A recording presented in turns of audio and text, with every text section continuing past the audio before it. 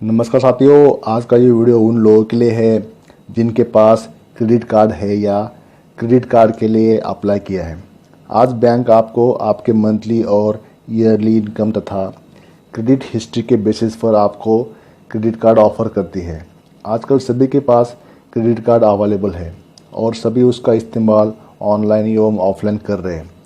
सभी लोग credit card use करने के आदीन हो चुके हैं। लोग डेबिट कार्ड के बजाय क्रेडिट कार्ड को यूज़ करना अपनी महानता समझते हैं। उससे अपना फाइनेंशियल स्टेटस शो करने की कोशिश करते हैं और अक्सर ये भी लगता है कि क्रेडिट कार्ड के ऊपर वे जो भी परचेजिंग कर रहे हैं उसका भुगतान उनको तत्काल नहीं करना है, उसे तो 1 महीने या 1.5 महीने के बाद करना है। तो इस मेंटेलिटी के कारण वे क्रेडिट कार्ड का यूज़ हर जगह हर समय कर लेते हैं और उसका जो लिमिट होता है वो ख़त्म कर लेते हैं। लेकिन दोस्तों, यहाँ पर मैं कहना ही चाहता हूँ कि क्रेडिट कार्ड का यूज एक जवाबदेही पद्धति से करना पड़ता है, एक रिस्पॉन्सिबिलिटी से करना पड़ता है।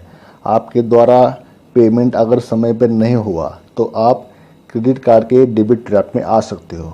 समय पर भुगतान न करना ये एक आपका डेबिट ट्रैप की तरफ बढ़ने का पहला कदम हो सकता है। यहाँ पर मैं ये नहीं कह रहा कि आप इसका इस्तेमाल मत करो। क्रेडिट कार्ड होना अच्छी बात है, लेकिन उसके प्लस पॉइंट्स और उसके ड्रॉबैक्स क्या होते हैं यह आपको पता होना चाहिए। यहाँ पर मैं ये भी नहीं कह रहा कि आपको पता नहीं है या आपको जानकारी नहीं है, लेकिन मेरे काफ़ी व्यूवर्स को इसकी जानकारी कम है या नहीं है, और जिसको जानकारी है तो उनको मेरे इस वीडियो से उनके नॉलेज में वृद्धि ही हो जाएगी। मैं इस वीडियो में क्रेडिट कार्ड का इस्तेमाल कैसे करना है ताकि आपको इससे दूर भागना ना पड़े। इसका सही से इस्तेमाल करोगे तो आपके लिए हेल्प ही होगी। अगर आप पेमेंट करने में देरी हो जाएगी आपसे तो इसके बाद सीरीज़ ऑफ प्रॉब्लम्स शुरू हो जाती है। दोस्तों, इस वीडियो में मैं कुछ तथ्यों से अवगत करना चाहता हूँ। आपके लिए मैं कुछ पॉइंट्स भी लेके आया हूँ जो आपको क्रेडिट कार्ड के डेबिट ट्रैप से फंसने से बचाएगी। अगर आप कर्ज के जाल में आ गए हो तो मेरी ये वीडियो आपको काम आ सकती है। मेरे इस वीडियो का 4th और 5th नंबर जो पॉइंट है वो कुछ खास है, वहाँ पर ही लोग फंस जाते हैं। तो मेरे इस वीडियो का 4th और 5th नंबर पॉइंट ज़रा ध्यान से समझे। तो बिना समय गवाए मैं आपको वो 5 पॉइंट आपके साथ मैं शेयर कर लेता हूँ। तो हमारे चैनल में आपका स्वागत है। मेरा पहला पॉइंट है पिन नंबर। पिन यानी पर्सनल आइडेंटिफिकेशन नंबर। जब आप पहली बार क्रेडिट कार्ड इशू कर लेते हो तो उसके साथ आपको इनिशियल पिन नंबर मिल जाता है। तो जब आप कार्ड एक्टिवेशन करते हैं तो आप उस पिन को नियरेस्ट एटीएम में जाकर चेंज करें और अपना नया पिन प्रस्तापित करें। उसको आप हमेशा गोपनीय रखें। सबसे सुरक्षित और आसान तरीका है कि उसको मेमोराइज कर देना, उसको याद कर देना, और उससे आपको उससे सिक्योर हो जाएगा वो पिन में याद करने से। दूसरा पॉइंट है OTP, वन टाइम पासवर्ड। जब आप ऑनलाइन या ऑफलाइन शॉपिंग करते हो तो उस समय आपके रजिस्टर्ड मोबाइल पर ट्रांजैक्शन का एक SMS आता है, उसे हम OTP या वन टाइम पासवर्ड कहते हैं। उसको मर्चेंट गेटवे में इंटर करने के बाद ही आपका पेमेंट का ऑथेंटिकेशन होगा और उसके बाद ही आपका ट्रांजैक्शन पूरा हो जाएगा। इसलिए OTP ऑथेंटिकेशन होना बहुत ज़रूरी है। ये सब पेमेंट गेटवे के ऊपर होता है।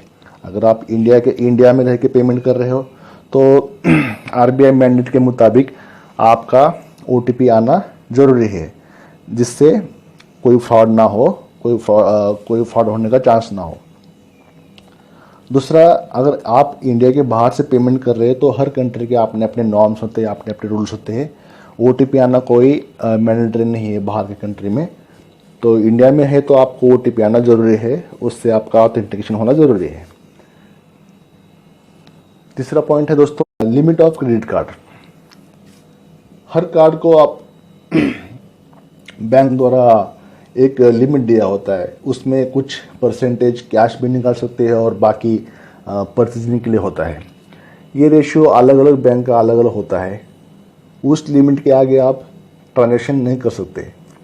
सपोज आपके कार्ड का लिमिट 1 लाख है, आपने 50,000 का आउटस्टैंडिंग है और तो आप रिमेनिंग 50,000 ही तक ही आप यूज़ कर सकते हैं। अगर कैश निकालना है तो भी कुछ परसेंट कैश निकाल सकते हैं, लेकिन कैश निकालना यहाँ पर सही नहीं रहेगा, क्योंकि जिस दिन आप कैश निकालोगे उसी दिन से आपको इंटरेस्ट लगना शुरू हो जाता है। आपको उसका फ्री समय नहीं दिया जाएगा, तो इससे आपका जो भी आप कैश निकालोगे ये सब कुछ आपको सिबिल स्कोर में रिफ्लेक्ट हो जाता है कि आपने कैश निकाला, कब कितना निकाला, ये सब कुछ आपको सिबिल स्कोर में रिफ्लेक्ट हो जाता है। आपका सिबिल स्कोर अच्छा रखने के लिए क्रेडिट कार्ड का सही इस्तेमाल करना बहुत ज़रूरी है। आप जो भी ट्रांजेक्शन कर लेते हो वो सिबिल में ब्यूरो में रिफ्लेक्ट हो जाता है। So you don't try to max out use of this credit card.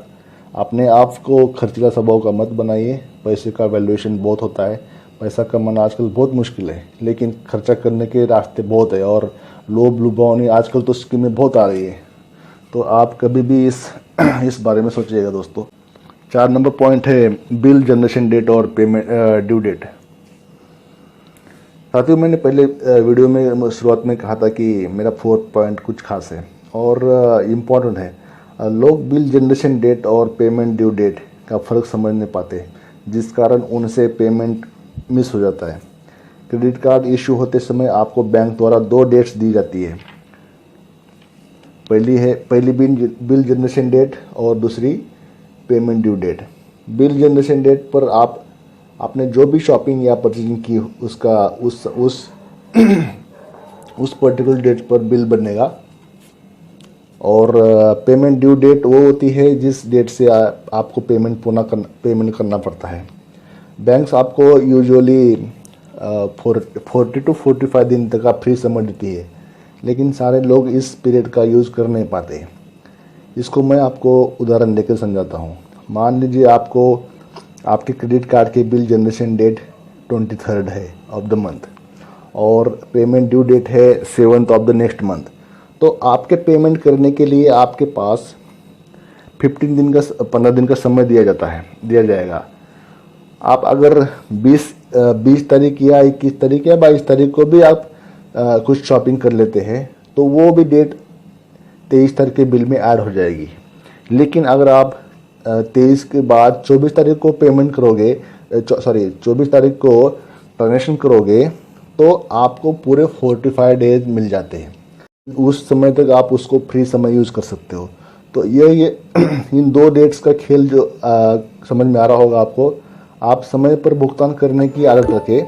आपसे कभी भी पेमेंट करना मिस ना हो, इसलिए आपने सेविंग अकाउंट में ऑटो डेबिट का सिस्टम एक्टिवेट करें और आप उस समय निश्चित करें कि आपके अकाउंट में बैलेंस है। अगर बैलेंस नहीं होगा तो पेमेंट ऑटो रिवर्स हो जाएगा और फिर एक बार आपको पेनल्टी भरनी पड़ेगी। पेमेंट का समय पर भुगतान नहीं हो पाना मतलब आपके ऊपर काफ़ी चार्ज लग जाएंगे और सुनकर आप उसको चौंक जाएंगे। मैं आपको इस वीडियो में आगे बताऊंगा। मैं यहाँ पर यह भी नहीं करा कि आपके पास पैसा नहीं होगा। कई बार मिस्टेक से भी पेमेंट नहीं हो पाता है, तो आप पेमेंट तुरंत करने की कोशिश किया करें। पेनल्टी तो सबको भरनी होती है, जिससे आप डेबिट ट्रैप में नहीं आएंगे। आपने क्रेडिट कार्ड की पूरी लिमिट यूज़ कर ली तो आपको ओवर लिमिट फीस भी देनी होगी। कुछ दिन और पेमेंट नहीं करोगे तो आप क्रेडिट कार्ड के ऑफिस से आपके रजिस्टर्ड मोबाइल पर फ़ोन भी आना शुरू हो जाता है। अगर आप उस आपको फ़ोन आ रहा है तो ये प्रूफ हो जाता है कि आपने पेमेंट नहीं किया है, तभी तो आपको फ़ोन करेंगे। तो सबसे मेरी ये सलाह रहेगी कि सिचुएशन से भागो मत, उसको फेस करो। दोस्तों, मैं पॉइंट की बात ये कर रहा हूँ कि आपके क्रेडिट कार्ड की अमाउंट ज़्यादा नहीं होती है, लेकिन कई बार क्या होता है कि एक साथ कई जगह से आपने लोन लिया होता है। तो उसमें किसी बैंक से लोन लिया होता है, फ्रेंड से लोन लिया होता है, रिलेटिव से लिया होता है, पैसा उधार लिया होता है। तो होता है कि सारे जन एक साथ ही मांगना शुरू कर देते हैं। तो उस समय पे पेमेंट एक साथ सभी लोगों को पेमेंट दे नहीं पाता है आदमी, और एक के बाद एक डिफ़ॉल्ट होना शुरू हो जाता है। तो बैंक को लगता है कि कस्टमर जानबूझ के पेमेंट नहीं कर रहा, जानबूझ के फ़ोन नहीं उठा रहा, और फ्रेंड्स को या रिलेटिव को लगता है कि हमारा पैसा दे रहा। तो अपनी लाइफ में मनी मैटर्स जो होते हैं वो ज़रा ध्यान से, शांति से हैंडल किया करें, उसकी आदत डालें आपको, ताकि आपको परेशानी ना हो। आपको मैं क्रेडिट कार्ड का तो उदाहरण दे रहा हूँ मैं आपको, पर वीडियो बना रहा हूँ। अगर सही देखा जाए तो आदमी क्रेडिट कार्ड के लिए अप्लाई तभी करता है जब उसके पास पैसे की ज़रूरत होती है। उसके पास बिल्कुल पैसा नहीं होता, उसी समय ही आदमी क्रेडिट कार्ड को अप्लाई कर देता है। उसके पास पैसे आने के रास्ते बंद हो जाते हैं, तो कुछ रुकावटें आई होती है, इस वजह से वो अप्लाई करता है। वो चाहता है कि बस मेरा ये समय निकल जाए, उसके बाद मैं सब कुछ ठीक हो जाएगा और मैं सब कुछ ठीक कर लूँगा। तो दोस्तों, खाली जेब दुनिया का असली चेहरा हमारे सामने लाती है। पैसा ऐसी चीज़ है कि आपने उत्थान का कारण बन जाती है और अपने पतन का भी कारण बन जाती है। ये सब बातें एक प्रॉब्लम से दूसरे प्रॉब्लम में इंटरलिंक्ड और इंटरकनेक्टेड है। जैसा कि मैं कह रहा था कि क्रेडिट कार्ड का तो मैं उदाहरण दे रहा हूँ। व्यक्ति ने कई बार सिक्योर और अनसिक्योर लोन बहुत लिए होते हैं। आदमी की कमाई कुछ होती नहीं है और सारा पैसा ईएमआई और किसी के लिए लिए हुए पैसे की वापसी में चला जाता है।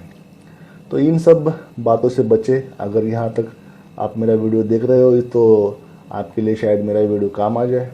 मेरा बस भावार्थ समझ जाइएगा जो मैं कहना चाहता हूँ। सब मेरा आखिरी और पांचवा पॉइंट है कि जिसमें बताऊँगा कि आपसे बैंक कितना पैसा इम्पोज कर लेती है आपके ऊपर, कि आपने अगर कोई मान लो मिस्टेक की है तो, या लेट पेमेंट किया है, या ओवर लिमिट यूज किया है, तो इसमें ऐसी कौन सी बैंक आपके ऊपर फीस इम्पोज कर लेती है, तो उसको मैं आपको बताऊँगा। पहले है लेट पेमेंट फ़ी। अगर आप पेमेंट करने में लेट करोगे तो ये लेट पेमेंट फ़ी आपको देनी होगी। दूसरा है ओवर लिमिट फ़ी। जब आप लिमिट एक्सीड हो जाए तो कस्टमर से ये ओवर लिमिट फ़ी ली जाती है। तीसरी फीस है बैलेंस ट्रांसफ़र फ़ी। जब आप अपने कार्ड से दूसरे कार्ड को बैलेंस ट्रांसफ़र करोगे तो 3% से लेकर 5% तक क्या अमाउंट आपको बैलेंस ट्रांसफ़र की फीस ली जाती है। चौथा है दोस्तों कैश एडवांस फ़ी। जब आप कभी अपने कार्ड पर कैश एडवांस लिया हो तो उसको 2% से 5% तक की कैश एडवांस देना पड़ता है। पांचवा रिटर्न पेमेंट फ़ी। जब आपने आपके अकाउंट में ऑटो डेबिट का ऑप्शन अगर एक्टिवेट किया है, लेकिन उस समय उस अकाउंट में बैलेंस नहीं है, तो ये पेमेंट रिवर्स हो जाता है। बैंक उस पेमेंट को करने के लिए रिजेक्ट कर लेती है, तो उस समय ये आपसे फीस ली जाती है कि आपका पेमेंट रिवर्स हो गया। उसे बोलते हैं रिटर्न पेमेंट फ़ी। छठी और आखिरी फीस है एनुअल फ़ी। ऊपर जो 500 फीस मैंने जो बता दिया, वो अगर सही आप कार्ड का इस्तेमाल करोगे तो आपको देना नहीं पड़ेगी, लेकिन ये एनुअल फ़ी ऐसी है, उसको आपको देना ही है साल में एक बार। साथियों, मैंने इस वीडियो के माध्यम से आपको कुछ बताने की कोशिश किया है क्रेडिट कार्ड का डेबिट ड्राफ्ट के बारे में, एक के बाद एक कर्जा जो भी है।